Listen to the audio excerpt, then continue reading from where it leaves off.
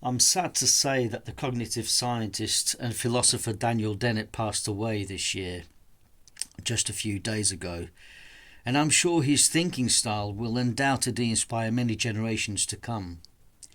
When I found out about it, it was kind of spooky because me and my friend Stephen Wollard of the Hermetic Idealism channel had been talking about the possibility of Dennett realizing the falsity of materialism upon death.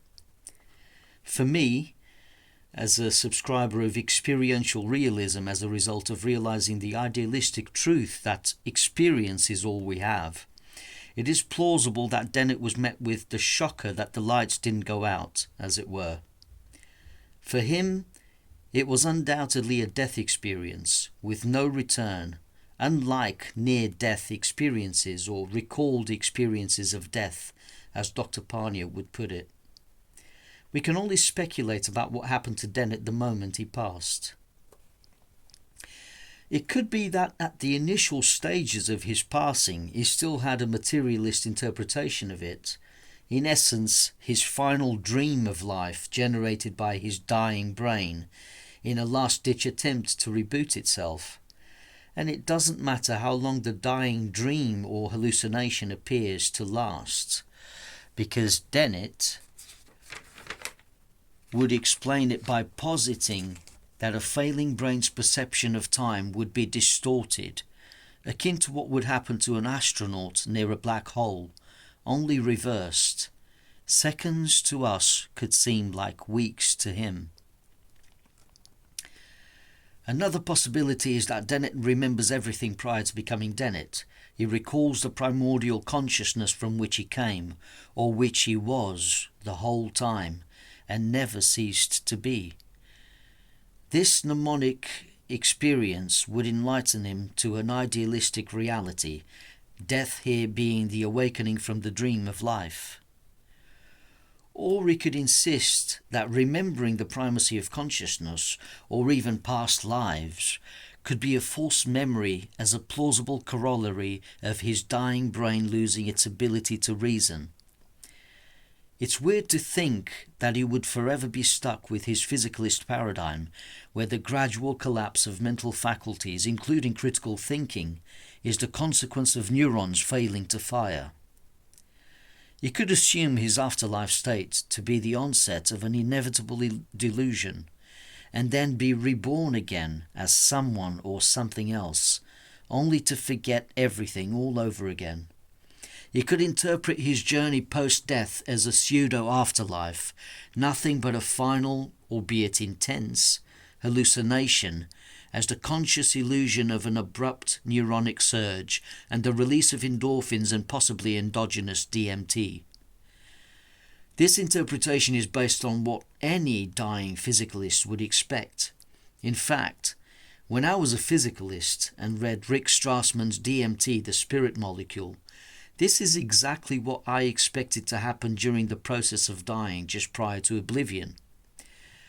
What I hope for Dennett is clarity, peace, and love in his final moments, in this world and the next. What I hope he found at death is precisely that.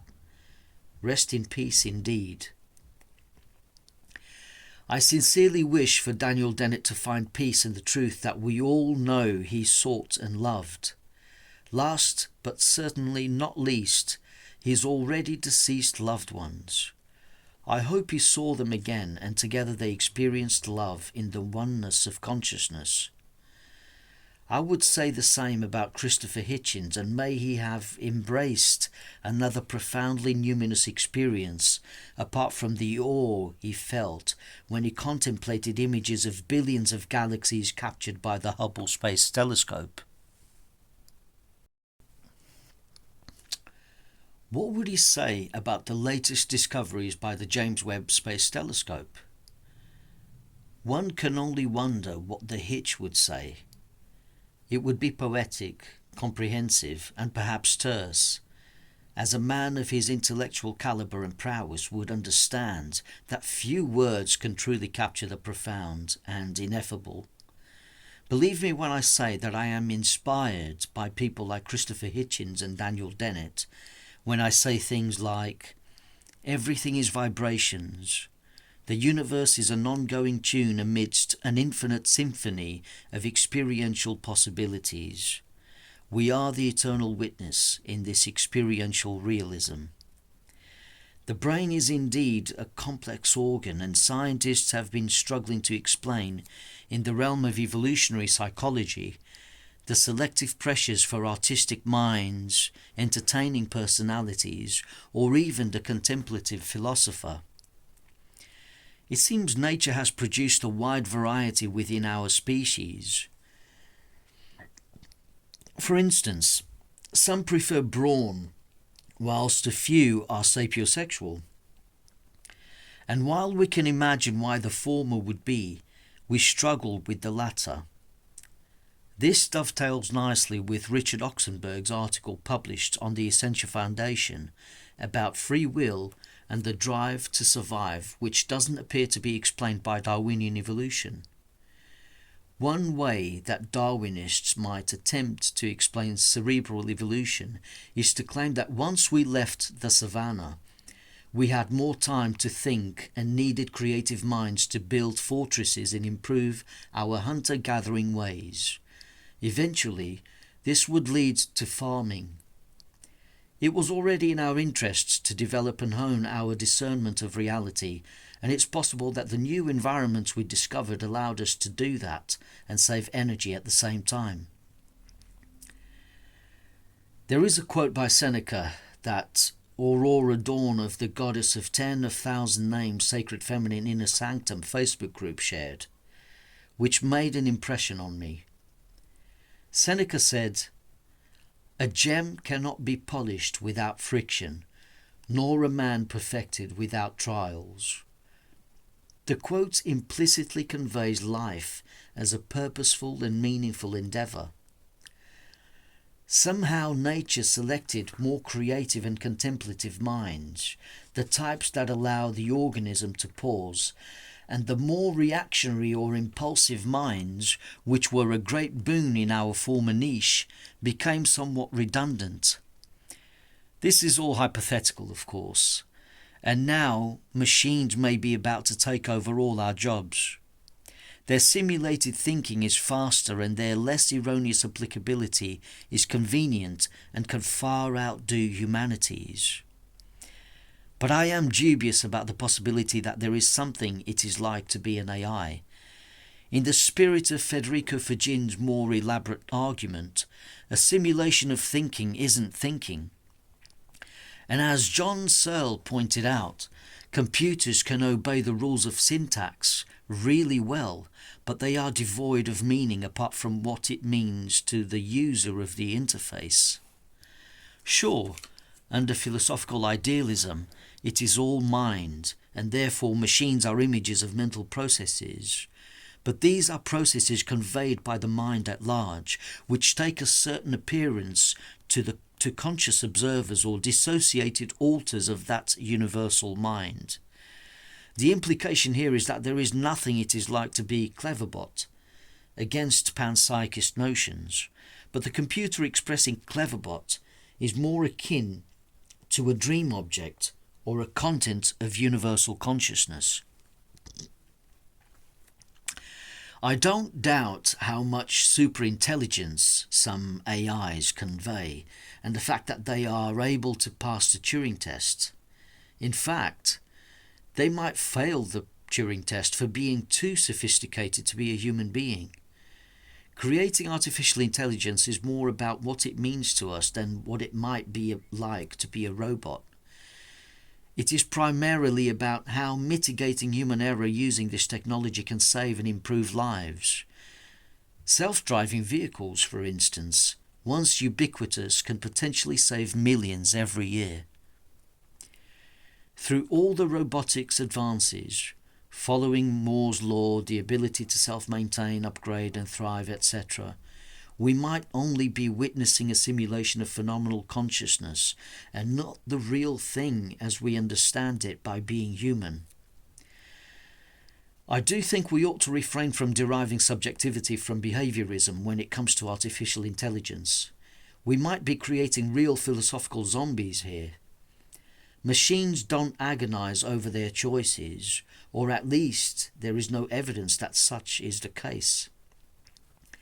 They don't have mental breakdowns that affect their behavior and performance, unless we imagine that such mental states accompany malfunction. It's hard to conceive of a robotic Eckhart Tolle being depressed and suicidal, lost in the jungle of his own thunderous thinking, until it realizes that the storms were empty and that still clear sky, so to speak, which is the experiential canvas of the mind, blissful and serene, is discovered by the machine. For a machine to find its peaceful inner core and become enlightened, it needs to be able to meditate. In order to realize true happiness following torment, it needs to be mindful and self-aware.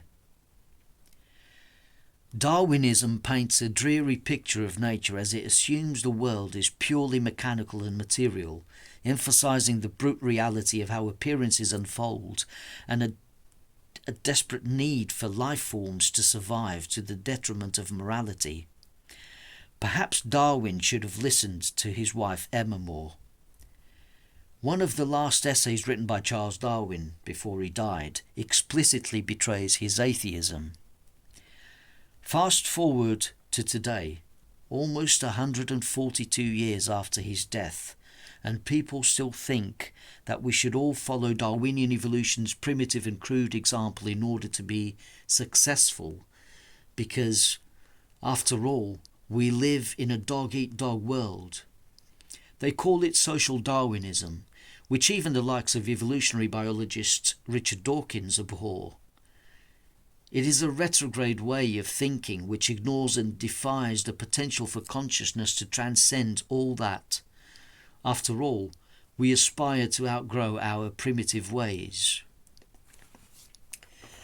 I am reminded of Matt Gray's likening of the mind at large to a child exploring in the process, and in the process becoming incrementally more aware of itself and its actions and repercussions. It naturally evolves and becomes more and more metaconscious, certainly through anthropic dissociated alters such as ourselves. Some might argue that this isn't any sort of God because it lacks omniscience, that the God-like fundamentality doesn't have all the omniproperties and doesn't have strong opinions about how one should conduct oneself. But if this fundamentality is omnipresent, then it has multiple strong opinions about everything that humankind perceives because we are that same consciousness. Remember Kastrup's whirlpool ocean analogy where water represents consciousness and the ripples represent qualitative information in mind? The mind at large has all opinions, in fact, and it may have all the opinions of other beings and other extant species out there in the universe, and potentially all opinions of all living creatures present in an infinitude of worlds, some of which we can't even fathom as human beings. So I wouldn't be so sure about the statement that it lacks certain qualities that we have. It may in fact be aware of conflicting opinions, and it may play out all scenarios in its Godhead, of which we are a part and identical. On the other hand, God may just be a human concept, nothing but just another abstraction which means different things to different people, and it may be useful in some instances and counterproductive in others. In the end, consciousness, with all its mental constructs, just is. We can't even be sure that it favours some opinions over others. We, as human beings, can also have conflicting thoughts in our heads. But it is said that most of us have a conscience. Sometimes it is illustrated as a little angel and a little devil that we can choose between. Perhaps the larger mind is like that, and we are part of its microcosm, an as above so below kind of scenario. Maybe nothing is deserving of the God label. In Hinduism, they have what they call Brahman, the infinite, divine consciousness, ultimate reality, which is like an ocean compared to the Atman, which is the name for the individual soul, the drop, or the dissociated altar, to employ Bernardo Kastrup's terminology. As the Atman, we can't currently fully comprehend Brahman, but we are also Brahman because the drop is still made of water like the ocean. Again, water here is analogous to consciousness. As the drop, we have forgotten how expansive we can be in this monistic idealist scenario. We are just currently identifying as human beings in a complex conceptual reality created by cosmic consciousness. Here's a thought. In order for the larger mind to have omniscience, it needs to include all opinions in its mind, regardless of whether or not little earthlings like them. It has benign opinions, but it also allows malevolence to be expressed. It needs to be aware of both, or it's not all-knowing. Consciousness has the potential to know everything, including glimpsing itself, as in metacognition. Unfortunately, suffering exists as a result because it is part of the spectrum of experiences. I recently finished reading the Kybalion, and its hermetic principles include mentalism, which is idealism, correspondence, vibration, polarity, rhythm, cause and effect, and gender. The principles help us to understand the all-mind and remind us that things like hot and cold exist as part of spectra.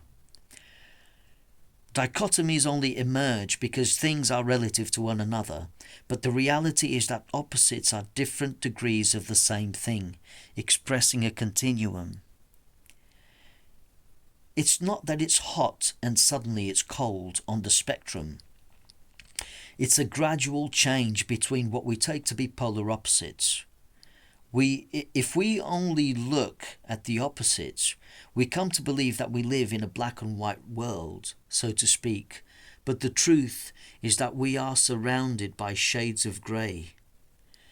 If you are interested in Hermetica, a syncretic combination of the Greek god Hermes and the Egyptian god Thoth, with all the wisdom of Hermes Trismegistus, I recommend that you visit hermeticidealism.com. The truth is right in front of us. When I pay attention to my experience, I notice that the entire world sits on my neck where a head should be. My field of awareness is wide open all the way to the horizon, or as far as the eye can see. And when I look down, the rest of my body is included in that conscious bubble or the screen of perception. I am in awe of everything I perceive. It is all in my mind, and I am also inside that mind. When I quieten my monkey mind, I realize I am at one with everything. I am a radiant emptiness filled with the world. I am the eternal witness. I am that I am. It's funny. It's like the all-mind has a sense of humour. Sometimes what we are looking for is right at the surface, staring us in the face. We think we must dig deep most of the time, but it's right there. There is an inner sanctum, however, that is truly sacred. I reached it once using Vipassana meditation, and I was really patient with my mind. Every time it wandered, I brought it back to a point of focus. Thoughts can be hypnotic, but every time I realized I got lost, I brought it back to an imagined light bulb in my head. I did it patiently, and as many times as it took. Suddenly, there was a shift in consciousness. It took me by surprise. Thoughts ceased to be, and I found myself becoming a profound, blissful stillness. It was me all along.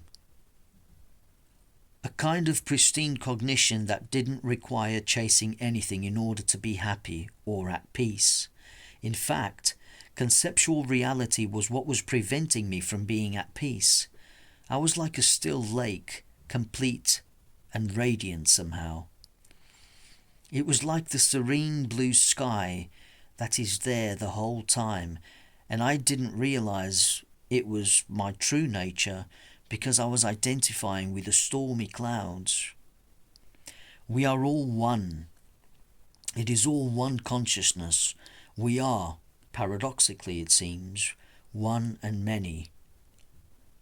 The following is a statement by Nikola Tesla. Quote, "All perceptible matter comes from a primary substance or tenuity beyond conception, filling all space, the akasha or luminiferous ether, which is acted upon by the life-giving prana or creative force, calling into existence in never-ending cycles all things and phenomena." Unquote. It's from 1907's Man's Greatest Achievement. This is redolent of the Akashic records in Theosophy, Akasha being the Sanskrit word for ether or sky. I also recall the film The Vow, which is based on a true story where a woman goes into a deep coma after a car accident, and when she comes to, she doesn't remember who she is, let alone her husband. What we learn from this is that self-identities are mental fictions, but what we truly are is pure consciousness. Eventually she has to start from scratch and develop a new personality as she explores herself in relation to the world that she cannot remember. And she ends up forming a new personality with different foibles. For instance, prior to the car accident, she didn't like bananas. After the coma, she developed a penchant for bananas. The doctors told the husband it's normal as the brain, with its neuroplasticity, forms new connections. To me, theoretically speaking, she forgot her former life just as we can forget dreams. And sometimes, in dreams, we can believe to be different people with false memories. The unwavering core self, however, is the ever-present witness that tends to identify with concepts and narratives, which are in turn composed of thoughts. Memories are also part of the content of consciousness, but if the brain that one identifies with, which is representative of a mental process, is not fully functional in filtering in information from the ether, in the storehouse consciousness or mind at large, then the altar of consciousness will struggle to recall information, hence amnesia, Alzheimer's, Korsakoff syndrome, etc. The only way to be more privy to vast amounts of information, far more than the anthropic mode, would be to undergo a reassociation with the mind at large. This reassociation happens with physical death. This is probably why people with dementia and neural deficits in general often exhibit moments of lucidity prior to passing away.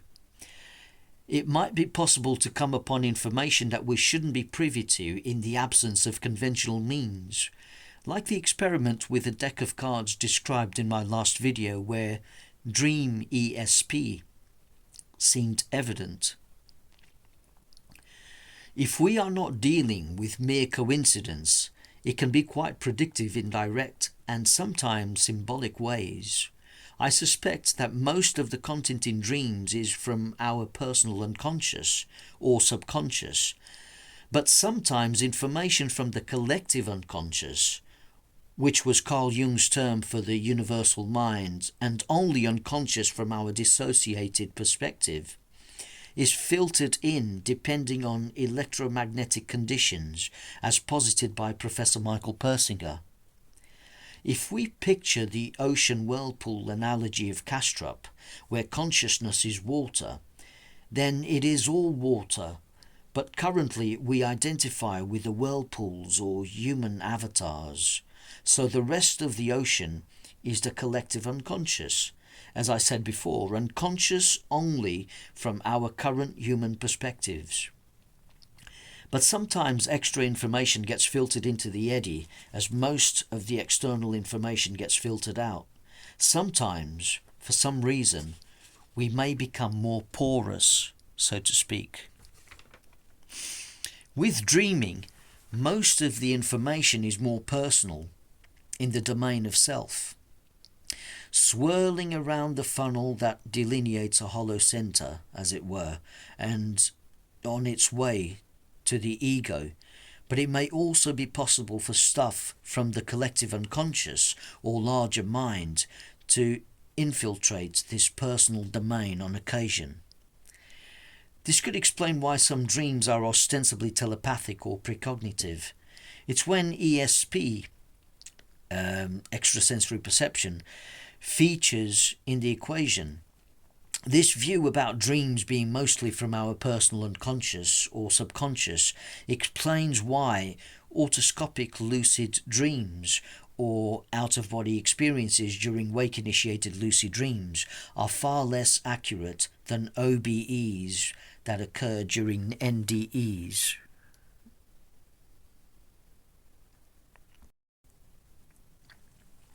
Near-death experiences are different because we are dealing with an instance where the dissociation from the mind at large is temporarily and partially disrupted. Many NDEs involve ESP, and if the experiencers don't go directly into a tunnel towards some blissful light, they end up having an OBE where they observe medical staff desperately trying to revive them, and can later accurately describe their movements. In the interview with Matt Gray and Donald Hoffman on the Cheltenham and UK Philosophers channel, some of the lingering notions of materialist metaphysics are dispelled. I highly recommend it because, akin to Platonic idealism, Hoffman et al.'s mathematical discoveries involving positive geometries that symmetrically map onto our reality construct show that even entropy is an expression of a lack of information from a more wholesome substrate.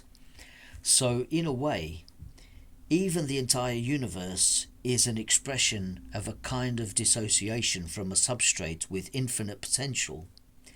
Hence, the idea of the world. Hence why the universe is akin to a complex cosmic thought in consciousness, the ultimate reality. Within his conscious realism, you will see why we shouldn't take images of mechanisms in the world too seriously. They are only appearances in mind, illusions of an apparently dead matter world. It has no standalone existence any more than the Ferrari in Grand Theft Auto. There is a wider mental reality beyond the physics of this world, just as there is an electronic reality beyond the pixels of a game, which programs its rules. The classical level of reality clearly betrays a lack of resources where life forms must strive for self-preservation in an entropic world where the doctrine of flux or law of impermanence that Heraclitus wrote about rules. But notice that superpositions hinting at omnipresence dominate the uncertain world of the quantum realm, where scarcity or lack is not possible. It appears that level of reality is self-sufficient, and a mind that at that level never needs to struggle. This observation is redolent of Plato's idea that this world is nothing but an imperfect shadow of a more perfect or wholesome realm. Bearing in mind that entropy is the expression of a lack of information, or the distortion of a signal from a non-local fundamental reality or substrate of potentials, one is reminded that Darwinism is clearly a theory of self-preservation in a world with limited resources where life forms often compete. This is our most basic game out of necessity in this world, and it relies on time, but the level that sources this reality which transcends time and space. There is no scarcity of resources and no need for competition. It is more unified and complete in terms of potential. It is also highly suspect that the universe appears to be a giant brain, as though we live in a fractal space-time construct, giving stark meaning to the words, as above, so below. These same words can also be used to dispel a common misconception by naysayers of idealism. The world is too rigid to be the product of mind, without realizing that mind at large is not the personal mind, and also that mind can exhibit both fluidity and disjointedness, as in dreams, and the more stable appearance of waking life. And just as we have narratives in our heads and believe them to be true, or have thoughts that we often identify with, unless we are master meditators, so do we also believe that the world outside is made of dead matter and created us, the observer, when in fact it is the other way around. A collective consciousness is responsible for this mental simulation. And sometimes, and some things find no direct expression in the physical world and may be only alluded to by transient manifest proxy, but are true for all time regardless of world constructs and personal minds thinking about them. Mathematical axioms are instances of such eternal truths. Hence the debate about whether mathematics was invented or discovered. I contend that it was discovered. Humans only invented a language that describes mathematics. We came up with the symbols. Symbols are only signifiers for entities that are real from the outset. It seems that we, as humans, become privy to nuggets of information from a vast, omniscient reservoir. This reservoir, belonging to the mind at large, or the entire collective, is aware of all concepts, including the very concept of metacognition. This is why I am dubious of the claim that the mind at large is not metaconscious. Perhaps it only seems like it is from our narrow perspective or focus as human beings, anthropically blinkered by our natural veil of perception. What even makes us think there really is a world out there other than experiences in consciousness? At best, physicalists can only posit indirect realism. If the mind at large is aware of our intelligence from our metacognitive perspective, it is aware of how much more intelligent it is than us, or on some level. Why wouldn't it be? If ultimately there are no barriers or no real dissociations, then it already contains everything that consciousness itself is capable of apprehending, all abstractions, including metacognition, all forms, all concepts, all appearances, etc. And it can also apprehend its purity, which is beyond the baby mind or tabula rasa. Maybe we experience another illusion that the mind at large lacks metacognition because we are still trying to grasp the nature of reality through our anthropic lens. Even the right brain hemisphere, which in most individuals represents the holistic mind, still includes, just like the left brain hemisphere, a dissociative barrier. In fact, the entire brain is a partial image of that mental dissociation. Throughout human evolution, this dissociation becomes more cognizant, perhaps to incorporate the metacognition of the universal mind. But there is only so much our growing brain can take, and they would explode if we absorbed how metacognitive we could be. Perhaps the all-mind is far beyond metacognitive. I am only pointing out other possibilities so that people doing research and philosophical work on metaphysics, like Bernardo Kastrup, don't make premature conclusions by doing what materialists have done, mistaking the map for the territory. The Quicksilver Ocean analogy to understand the medium of mind can only take one so far. God knows how much potential and how much information the ether contains. It's part of the infinite. We don't even know how memory works. Academics shy away from concepts like the Akashic Records. Consciousness would be the only God that makes sense. Like the God described by the metal band Scar Symmetry in the song Kaleidoscopic God, because it is omniscient, omnipotent, and omnipresent. The problem of evil here is solved by the fact that it manifests all possible scenarios, riddled with all manner of experiences. How else is a God supposed to know everything, if not in experience? How can it know evil without manifesting it in consciousness? If consciousness is the ground of being, then consciousness brings the concepts of good and evil into existence. Because to know about something is to be aware of it. Consciousness is the very act of knowing in its purity. It is the knowing of many concepts, whatever manifests in the field of awareness, including the knowing of knowing, the awareness of awareness, the consciousness of consciousness. Mind can mind itself. It can mind the minding, because that is what it does.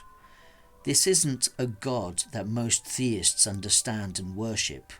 Most people anthropomorphize the concept of God, which is why I tend to avoid using the term to avoid confusion. We can't even agree on whether or not the universal mind is metaconscious. Even we, in our finite bodies, have the potential to know everything that our minds can apprehend, even if we come to know things one at a time, forgetting some information and accumulating what is novel from our little perspectives.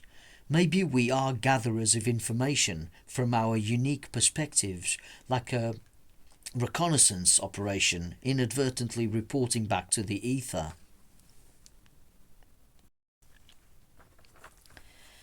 Even as human beings, we are not always metaconscious anyway. To me, metacognition is just a mode of consciousness as it can become conscious of what's in its nature to do. And this mental process finds correspondence in the image of brain activity. But let's not forget that the brain does not generate consciousness. It is merely a partial image of cognition, reflecting upon itself. Metacognition is what the mind at large is already doing. In fact, we are seldom aware of being aware. For instance, we can be totally engrossed in the act of watching TV to the point of forgetting ourselves. When this happens, self-awareness diminishes and we are absorbed by what's going on the telly. Analogously, there are dreams in which we are non-participants, where there is mere witnessing or observation of oniric events unfolding. I see BK's reasons for thinking that the mind at large doesn't possess metacognition. After all, what would be the purpose of Homo sapiens evolving, right? But let us remember that, at least through us, it does have dissociated and intermittent metacognition. I also suspect that the mind at large is metaconscious of us being conscious of being conscious. With its awareness, it is aware of our awareness of being aware. After all, we are that very awareness. Phenomenally, there is only one consciousness in monistic idealism, which makes sense. Once it has metacognitive beings, such as Homo sapiens sapiens, in mind, like a thought or concept, then it becomes collectively aware that becoming aware of being aware is possible. It can be both metacognitive and non-metacognitive. It depends on where the focus is and may be analogous to either being a participant or merely a non-participant observer in a dream. Both are possible amongst a myriad other things.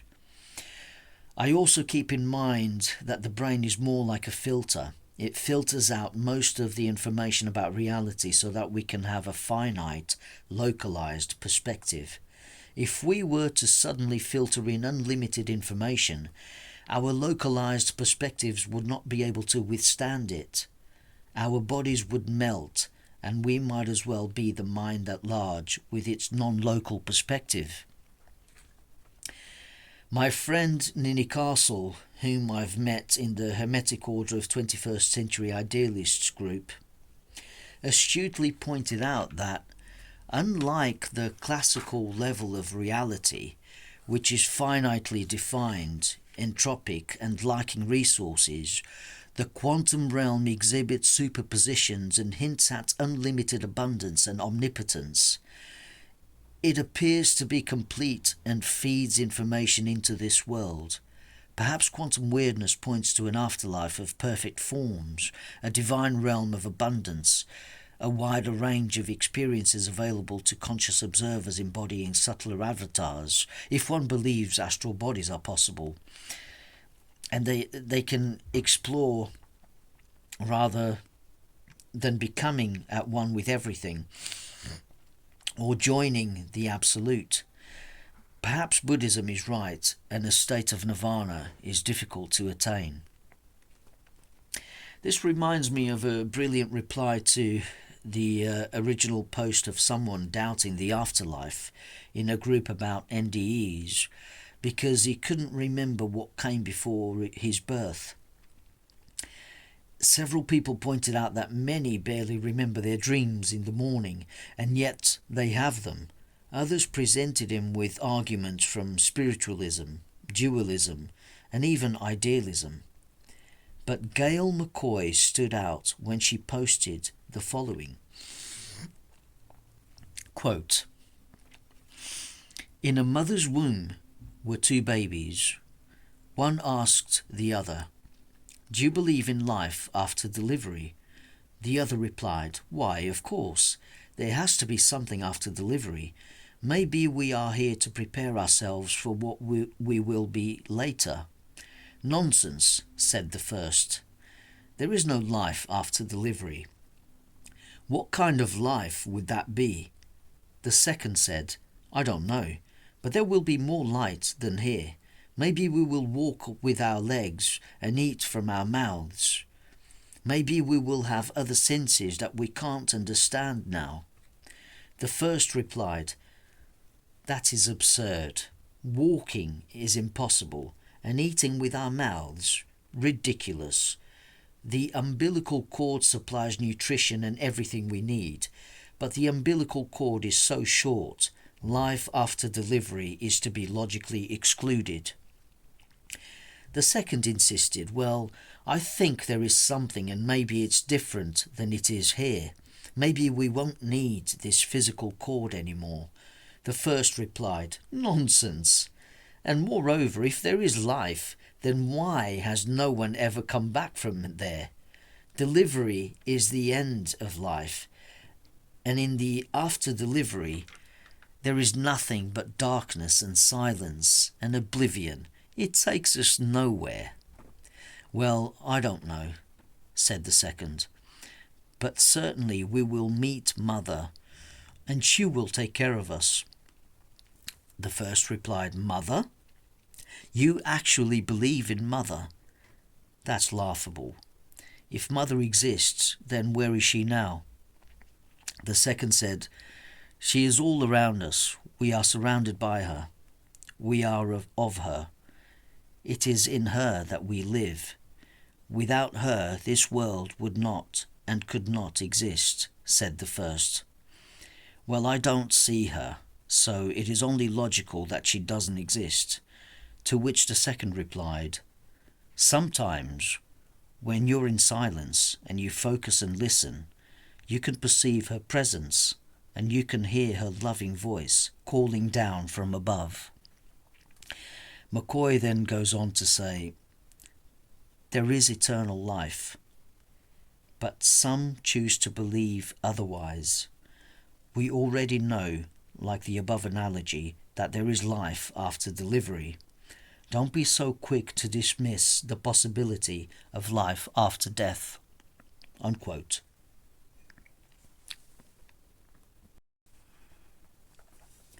We are reminded here that Daniel Dennett, who was a great philosopher indeed, formulated his model of the multiple drafts theory in his book Consciousness Explained through his limited veil of perception and under the assumption conveyed by one of the biggest hoaxes the world has ever seen, as popularized by the Age of Reason and so-called Enlightenment.